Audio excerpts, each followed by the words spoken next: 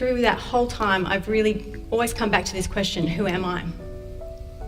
And I've never really found a way, or I hadn't found a way to uncovering that truth, not really. I felt like I'd found pieces of that puzzle, but I always kept showing up in these ways that would betray myself for these promises that I made to myself. In order to have a good family, I had to betray myself and my needs.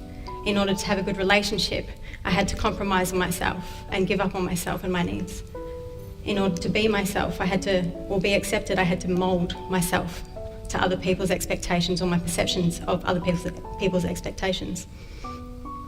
And so it was very interesting. I found myself going for a run in October 2019. At the time I was training for my black belt, and I was also training for the Rottnest Channel Swim. So as you can guess, I like to move and I also like a level of control, don't we all?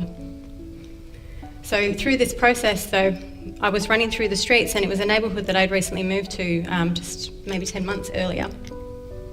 And I was running through the streets and I'm hearing my voice going on in my head, and you know, that familiar voice that tells you all the things that you should be doing and make sure that you don't forget that thing and that thing and that thing, and then you know, you reflect on these conversations that you might have had a week ago and really remember these witty responses that would have been perfect in the moment, and then congratulate your ego for being so smart.